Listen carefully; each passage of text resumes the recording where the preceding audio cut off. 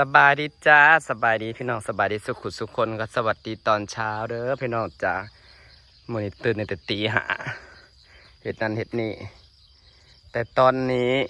ตีห้าครึ่งแล้วจ้าแดดออกแต่เช้าพี่น้องช่วงนี้เห็นยังกระแดดแท้แดดว่าเฮาตื่นมาหดหญ้าเฮาจะให้มันติด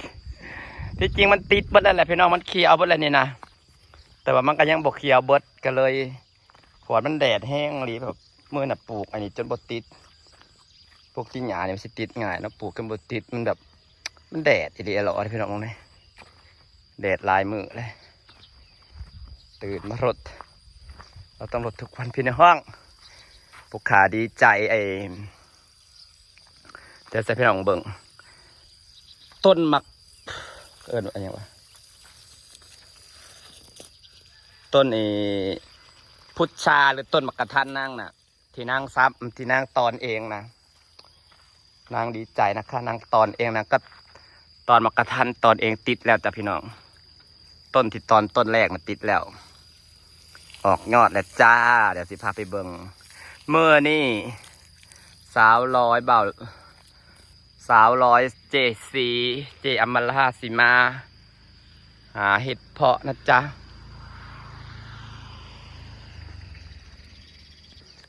อันนี้นะสิเห็ดสะพานนี่พี่น้องแต่ยังบ้านได้เห็ดสะพานนะเห็ดสะพานจะวังนี่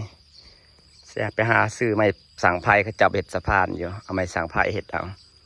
วันนี้น้อยดอกสะพานก็ได้เอาไม้สร้างไผ่เห็ดเอา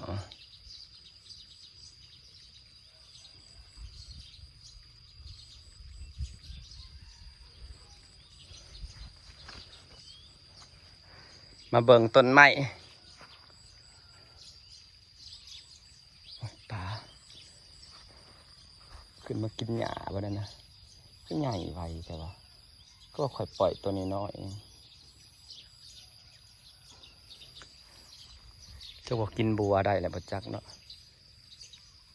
ก็ค่อยปล่อยตัวนี้น้อยหนึ่งปลานะคือใหญ่ไวแท้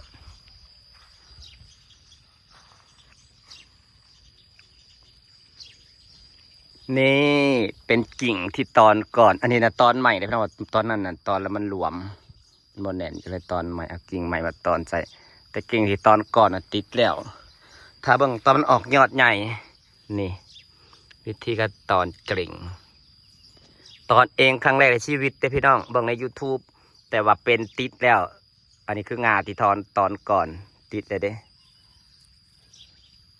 ติดแล้วเรียบร้อยจ้าถ้าเบิ่งตอนใบมันออกเพราะมันสีแม่นพันธุ์ที่เขาตอนมาคัดปกติเขาก็ตอนใน YouTube กันนี่แหละออกมามันก็ออกมาเป็นกิ่งที่เขากิ่งพันธุ์ที่เขาตอนเป็นพันธุ์ที่เขาตอนที่เขาใส่ยอดเข้าไปเนาะอันนี้คือต้นพุทธาที่อันนี้ปริมาณกับสีใหญ่ไวเดี๋ยวพี่น้องมันกับพอมันได้พันธุ์บ้านแต่ออกหมากมาเป็นหมากเป็นพันธุ์ที่เขาซื้อมาเดี๋ยวทางปลูก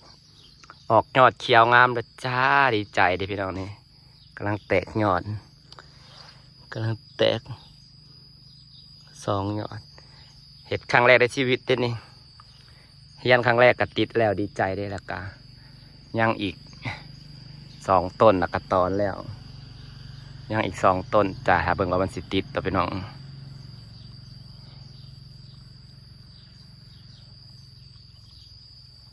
2 ต้นรอทาอัมบาลากับเจสีมันสิมาเห็ดเพาะแต่ผมจะได้ประมาณวันลายมืออะไรเห็ดเพาะออกก็เลยมากินข้าวจังไป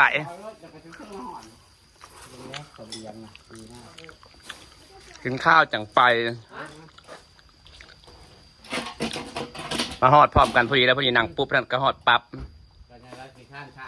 ว่าจะได้ทากันว่ามาก่อนเนี่ยไปก่อนใช่มาฮอดปุ๊บฮอดปุ๊บฮอดปั๊บเลยวะมาฮอดปุ๊บก็ฮอดพร้อมกันเลยน้ำหลังกันเลยไม่ได้ขนมเค้กมาค่ะอ้าวก็วันเกิดคุณไงวันเกิดแต่เมื่อวานวันนี้หมดแล้วขอบคุณค่ะเริ่มไปได้วันเกิด พี่น้องที่บอกให้เจ้าเมื่ออยู่ในเมื่อวานนี่นะเข้าไปเมื่ออย่างฉันมาแต่จดคำแล้วก็แหวแซงนั่นแหวแซงนะ1 ทุ่มสำหรับคือมีสไลเดอร์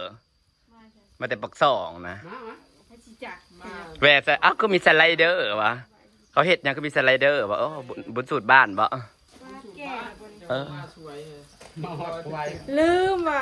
ไม่ใช่บาท มีหอดควายแล้วตะโต๊ะกินเขาลุยในควาย เหมือนลืมว่าเขาใส่บาทเนาะไม่แท้กระนัดมืออื่นโอ้ยมันสิเศร้าออก กินลูกไว้แต่จ้ามาที่นั่งข้าวเด้อ เห็ดมันหักก็เริ่มออกลงไปมีดอกน้อยๆไปมื้อนั้นนะหักพอได้อยู่ได้ไปมื้อนั้นก็เนาะเฮาไปกะ จะบอกแก่หรือยัง บ่แก่เห็ด มันยังอ่อน เห็ดยังเป็นบิอันนี้อยู่ไปหายังเป็นดอกน้อยๆเอาช็อกโกแลตอยู่ ๆยังแค่ป้า ไป บอก ไปหาวันนั้นกับพ่อแกงนะคะ ทำไมว่าเราเขียนไปป้า ไก่ดำไก่ดำกินข้าว มามือเดี๋ยวพอขึ้น ไม่จ้ะ มันจะได้เครื่องใหม่คือการโทรศัพท์ก็รู้วันแล้วซัดปุ๊บเอาซื่อๆกันเทินแล้วปฏิทานชื่อ18เอาจ้ะกันชื่อ14ยังได้หา เค ปี รื่อง แล้วเนาะ เด้อเครื่องนึงเด้อ ใส่โทนอยู่ในเครื่องนี่ก็จะปีแล้วตัวแต่ บ่มีปัญญา แต่14จองเครื่อง ดักเงินละหมื่นป่ายยังบ่อยากมีปัญญาเดี๋ยว ตอนนี้มันก็หาปีแล้วเนาะ เก็บเงินออกรถบ่ครับบ่จักเก็บไว้ เก็บไว้ยังลูกเต้ากับบ่มีเงินน่ะมันสิทมหัวเซ็ตแล้ว จงซื้อโลง หลายว้าว บัดสิว่าบ่ก็เดี๋ยวจุงไปเพลงปัว คือมันนำตัวบริษัทไม่เดี๋ยวออนผมไปกินบัตรไป อันเพื่อนขึ้นอันเงินว่ากันนั่นเนี่ยไปจงซื้อโลง อิ่มไรย่างเลยยังบ่ น้อง มี บ่ แห้ง เข้าใจนะ บ่มีแม่กับบ่มีแห้งหรอวะ ขี่รถจักรไป ไปหาอีสานเฮ็ดเพาะเฮ็ดแผล บอกเก่าหาแล้ว นี่นะ ไม่แห้ง เดี๋ยวยักใหม่ก่อนนะ กามแล้วบ่ยักบ่ดิ ขี่รถจักรไป ไปเจอกระบุมโดดใจจักกันเนี่ย แม่น ก็ข้างคือไก่มันจะหัว พอเรารถจักรเขาต้องได้ใส่อยู่แล้วนะ มันฮอดเนาะ นอนแบบ เป็นอย่างมันไหม โอ้โหเกิดยังข้าวคือไก่ทอดไก่มันยักเลย อย่างนอกมันนั่นอย่างนอกมันกัดใส่แล้ว เจ้าขั้นไหนครับ ทำไม ไฟฟ้าคือห้องอีทับมันนะเนาะฮอดปากช่องเท่าเลย ไฟผ้าในเพื่อใช้มันอันนี้อยู่ไปขับได้ไกลอยู่แล้วเพราะทำไฟผ้ากับของเวียดน่ะมันบ่ได้ไกล ก็โอเคได้หมื่น หลายใบ ไปจนไปต้องกลับ จะเป็นหายบ่อย มันหามัน มันติดตัวดีชื่อ แม่นเบา สมัครเรื่องนี้ปล่อยรถเวียดในน้อยคันละหมื่นแต่ว่า มันทำรถรถยักษ์มันมาบันทึกมันก็ขี่ตลอดอ่ะ รถไฟผ้าที่เป็นคือรถจักรนะ เขาก็ค้ำนะ ไม่ใช่รถล้นไหนของ การกาผู้การรถลิโอมีราคาที่ห้าหมื่นกว่า ของเขาไอ้มือที่กับรถล้นนะกับตัวเครื่องมันก็ดีกว่าตัวขอ ไม่ ง ได้ เวีย ปี ด ไม่ เนาะ ใช่ ของเวียดคันละหมื่นกี่ได้ปีเดียวหนึ่ง มันยังก็เป็น บ้านลำโพดคอยบอกรถไฟฟ้าคอย เด้อพี่น้องเด้อ หากว่า หากบ้านมันเป็นตะขี้มันทำมาดี ต้องจ่ายเลยมั้งโอเค นายกับไป ไม่ใช่นะ ว่าจะดังไปจะเท่าไหร่ใจ เรียนเงินวนนะ อะไรอีก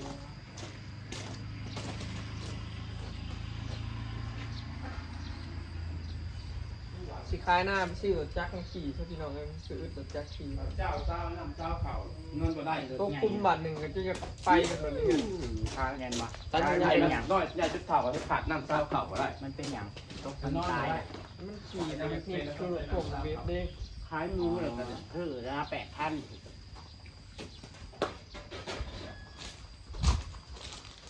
รถไปหาเฮ็ด ดีว่ะโอ้ยบริจะได้สกีมาเท่าไร ขี่ทางบ้านเฮามัน ลืมหมวกเนี่ยมาซื้อใหม่จะมีแต่หมวกใส่ปิดตะลึง แข็งเลยยังไม่ได้หมู ข้าไปล้างรถนะ ใส่อะไร เจ้ากระกู้ไม่เท่ามาล่าเจ้าเด็ก ไม่ใส่ที่ไหน มันใส่ นั่นพาผมบอก มันคือใส่ไม่เหลือ เพื่อเอาจิ๊บนี้ออก หนาก็ใหญ่ผมก็ใหญ่ มันเยอะเจ้ากู้ไม่เยอะเจ้ากู้ไม่เท่ามาล่าเจ้า ไปแซกไปไว้ ถึงรถนะ พูดยังอู้เรามีจักบาท มันสิพ่อได้กู้น้ำเราจะเชื่อ ไปซื้ออ่ะ น้ำแม็กกับบุมีเงิน ยังมีลายกระหมู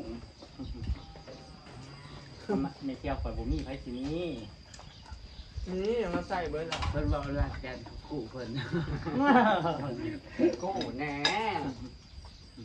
เดือนกันแล้วเนาะเฮ้ย ถ้าก็อันคือมองว่ามีเงินมาตลอดเพื่อนก็เลยเฮ้ยกับเบิดนี้เนี่ยมู่ เดี๋ยวไปเฮ็ดหยังแล้วก็จะว่ามีเงินนั่น กับมู่ งูเลยเฮ็ดเนาะงูเลยมีแมวเบิดเนาะ ไปได้มันบ่มีเงินเดือนนั่นสิ น้องบุมีเก็บเงินอย่างเดียว อ้าวก็แม่นแหละเนาะหมู่ก็เมาบอกเจ้าของบ่เฮ็ดหยังหมู่ก็มีเงินแหละเนาะเฮ้ยงูเลยเฮ็ดจนว่าควบคอดจนนั้นเงินบ่มีสิใช้ก็อยากเฮ็ดเขาบ่อยากได้ขอเอิ้นนับเหรียญมาจ่ายก็มี ได้รู้จักผู้ไว้เห็นบอกเมื่อน่ะฝนมาขับไปเบิ่งทางไหนเฮ้ยเป็นเบิ่งอยู่ นั่นเด้อ เจอไม่ได้ มันเก่า มัน เด้ โยนลงเทว่าเมื่อใดก็บ่ฮู้ มันหลายปีเลยเด้ อหย่าง คนมันหัวเด้อ อ๋อ